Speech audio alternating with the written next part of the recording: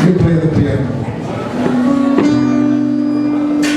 Ayi Mukama tusabira ekkanisa eno.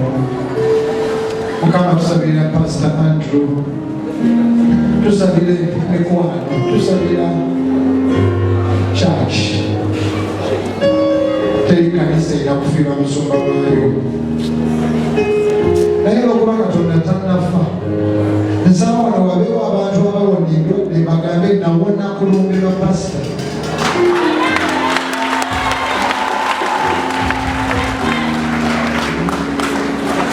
Banise emikono yange salayo ekyange natamu kunju yange olayo ekyange.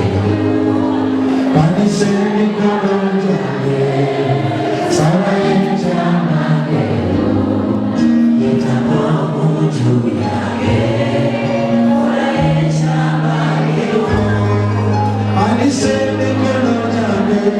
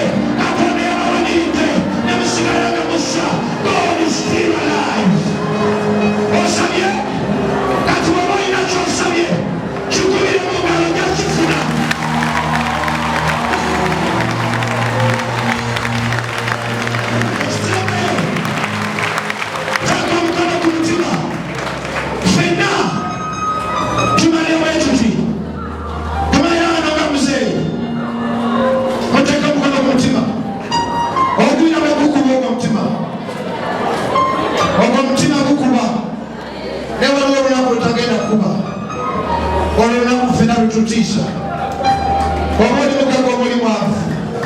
That heart will stop one day. You must be born again. Oteekwa okukkiriza Yesu.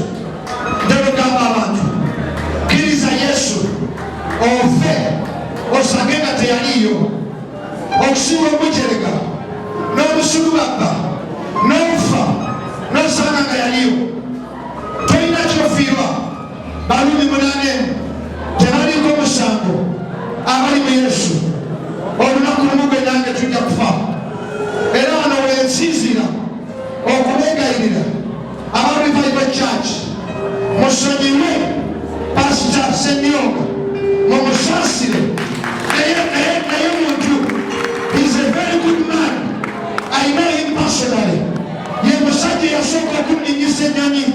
Ebigambo biba tebyafulumye bulungi. Naawe totuukiridde. Mumusaasire. Katonda yaliramula.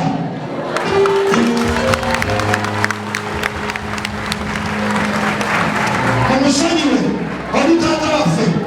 Ebigambo tebyafulumye. Saba mwenna abatalina kirumu ku mutima mugambe nti tukusaasidde. Nawe nga bw'osonyiye nawe Mukama akusonyiwe ebibi byo byonna. Gamaliriza. Teeka omukono ku mutima. Gamba nti ayi Mukama. Oyita ennyo nga Sumbatimayo gamba ayi Mukama. Nange nnina ebibi. Nange ntya okufa. Ayi Mukama. Nsonyiwa. Kati nsaba akasiriikiriro nga terina oba ayogera naye nga mu mutima gwo weenenya ebibi byo. Ne bw'oba oli ku kamera nga bakutumye TV yo, you are in God's house. This is not a shrine. Naye Mukama nsonyiwa byonna tobyogera na kamwa. Ye Katonda awulira omutima. Musayi ng'awumudde kiisa kinyuma nnyo gw'okwenenya. Ate oba omusala amaanyi okuwabula Sitaani n'emizimu gye. Olunaku lwe lulituuka ng'ogwo omutima gusirise ng'akamwa tekakyayogera ng'oli mu kibokisi nga kino naawe bakwanirize mu bulamu obutali gwawe. Kati mulekane ne mugambe nti ayi Yesu. Asinza omuyita Katonda bw'abawulira gamba ayi Yesu. Otusonyiwe ebibi. Lord, make it personal. Nga Bartimayo gamba ayi Yesu.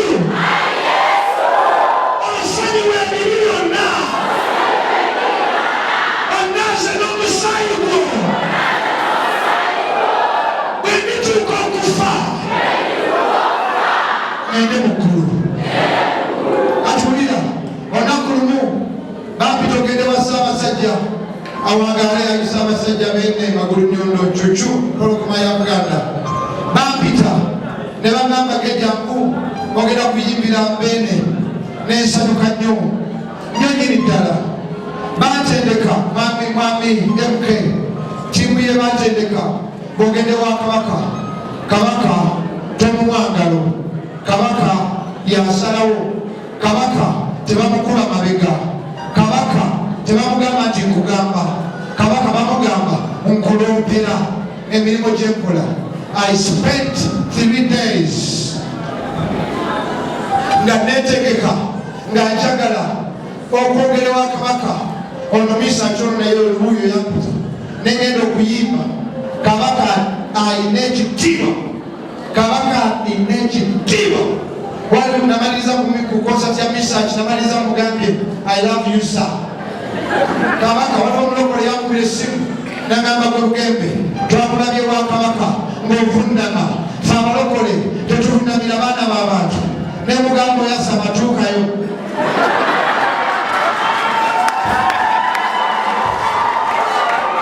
Ebintu ebimu tubyogera kubanga tetunnatuukayo. Naye bw'otuuka ewa Kabaka nzijukira omusajja eyayogera n'agamba Irene addako mudduwo we Nansana Kasangamba Nansana abasoba P3 mujjukira evaporation. Bino byonna bye nayitamu ekiro nze mudduwo omuzukulu wa Kayira Akabiro sajjukirako n'eki.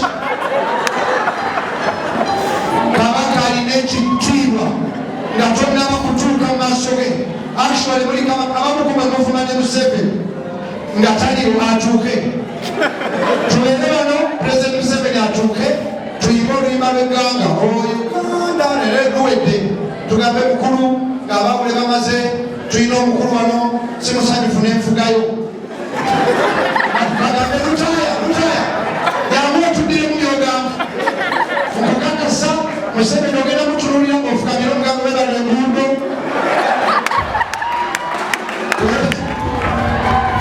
kyokka ekyewunyisa oyo kabaka wa ku nsi oyo pulezidenti wa ku nsi kyokka erinnya lya Yesu erinnya lye kabaka w'abakabaka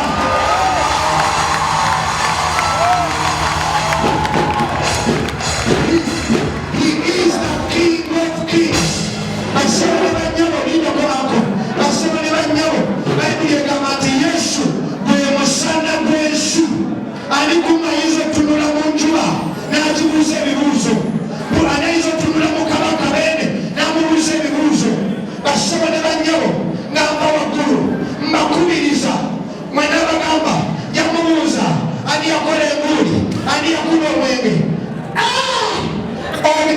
okimanyi bayibuli egamba nti n'omusango ku lunaku lw'enkomerero gugenda kubeera mu baana ba Mukama ogenda kusanga bali pasita Kayanja bamubuuza twakutuma wakola otya bakuba emigo ogenda kusanga bali ku bugembe lwaki bayambalanga kini ne kukuziika ogenda kusanga babuuza ba Levuland ne bafaaza ebibuuzo olwo ate gwataabokokako ne bwogenda mugenzi ku mukolo abantu batuula wamu okusinzira gye bava mwami Smisaki ne ttiimu ye abakamera ne ttiimu ye ogenda ku mikolo abavudde e Masaka abavudde e Jinja abavudde ebaale ne muggulu okugenda okuba gwekenyini gwagenda okubuuza tabafuba emindi baliwa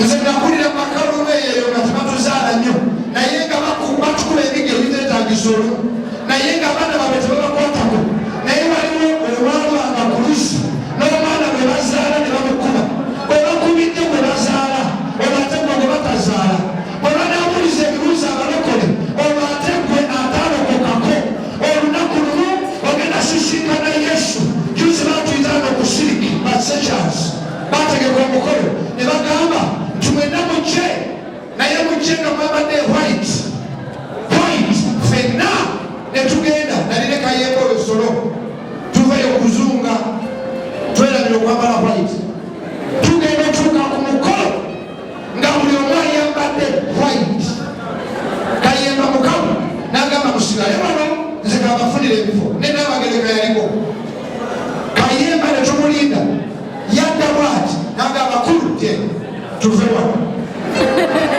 abantu bonna bali mu white ffe basiifu b'oku mukolo ekibuuzo ani yatugoba ku mukolo ogwo teri yatugoba olunaku lw'olifa ogenda kulaba Yesu gwekenyini otandika okutulyana ojjukire embuto ze bajja ojjukire abakazi be wabasa abamu ku mmwe bakugamba ono buli Katonda kyagamba okola opposite ono abasa bataano genda ku kyaki kusande tolinyayo kugamba buli Katonda kyagamba tokola kino okibakanya bwofa ne bakuleetawa ne tugamba Mukama nti omuddu w'omuno mulamuze kisa Katonda si mumutta omuntu kyasiga kyakungula Ggalatiya 6:7 owali omulamu tebagenda mu kyaki sande wagendanga mu ssabo lwaki bwofa tebakusitula ne bakutwala mu ssabo lyo omuntu kyasiga kyakungula mukyali balamu buli lunaku lw'osukuka ku makya Katonda bakuwadde kapito okukyusa ebintu n'okwenenya nange awulira situkiridde naye Katonda yakuzukusiza leero ku makya akyakwagala akyasobola okusonyiwa akyasobola okusaasira namaliriza manika emikono omukisa gubeere ku mmwe nga muzeeyi afudde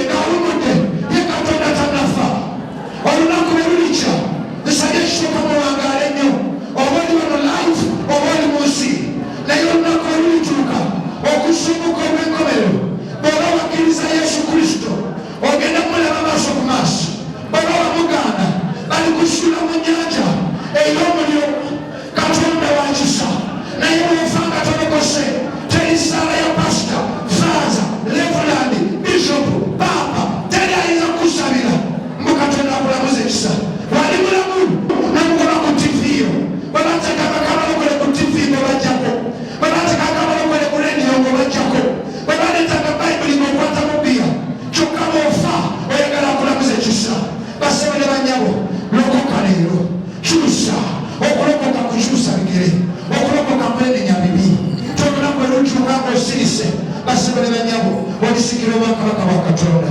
N'ebigambo ebyo bisaba buli muntu okuva olwaleero ogenda kuddayo mu church, ogenda kendeeza ku mise oba okukyusa gweweka babakubira Katonda engalo mu bbanga.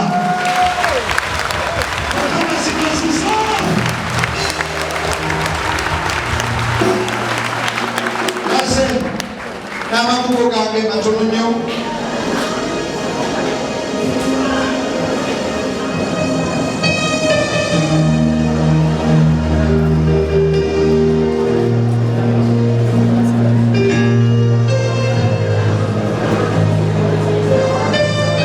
Kendeza kunangayo omusumba simulabye. Okay, naye okusaba kwange eri Pastor Andrew, nakubira Pastor Andrew esimu a few days ago. Enamba irajija ku Alex wa Livewire ng'omutima gunnumiriza nti naffe tuli eno bali twogera nze mulamu omufu nsoma mulamu omufu nengamba nsaba ngende nsabeko ne muzeeyi Pastor Iga. Nze ng'omuntu ebimu ku byabadde asomesa nambiwakanya naye nga si mukyamu. Era Pastor Iga yankubira essimu n'agamba nkulabye ku TV ng'obuulira nkuwadde offer oteeke enjiri y'ennansana yonna mugiteeke ku ABS ku bwereere. Akati mbadde sinagireeta so Pastor Jego awulidde.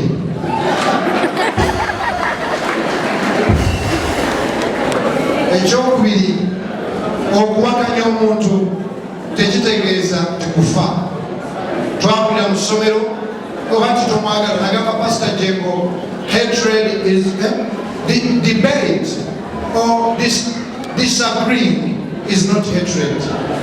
Nga manya agenda kwebuuza ono abadde takolagana ne kitange ankubirako ki ne mugamba mugenda kujja nga sirina kamera yonna mbeereko ne muzeeyi nsabeko naye ne mugamba twakulira mu ssomero nga batusomesa water is better than fire. Fire boarding schools are better than girls' schools. It was a debate. So remember, I debate your pastor on his teachings, but I love him. But several nemusaba mugamba nsaba ngende nsabireko muzeeyi kakati nze ng'omuntu mbadde nyumirwa nnyo Pastor in terms of he could create life. Era tunayogera ekigambo ekitanyuma nnyo naye nga singa Pastor Iga ajjako ekigambo ekyakiratako theatre singa teryamuwakanya nga mpakanya naye. Neebaza Andrew nti we namukubira n'antegeera n'agamba olwokutaano jangu tugende kutwale bamuzeeyi alimu ICU naye agenda ebyo biyitawala ICU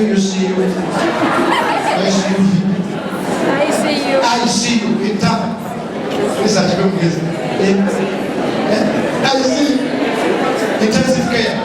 N'agamba naye avaayo kuki avaayo ku Friday ne musaba n'agamba kale n'antegeera nnyo wayitawo eddakiika 3 esimu ye neddamu nekola ki nevuga after 30 minutes katukanyiza ngende ku Friday kakati nanzirira n'esimu yavuga netya n'ankubira n'agamba musumba nti webali nnyo okufaayo Friday tetuuse muzeeyi yawumudde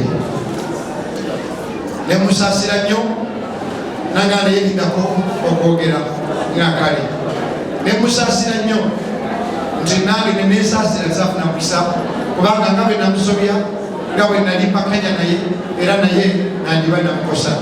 Sirirabira Pastor Iga bali bamutwala mukomera nenegayira gavumenti emute era Pastor Iga nanga nti nzijukira bandakaka vidiyo ng'agamba nti nkoze ki mutumidde nga bamutwala mukomera.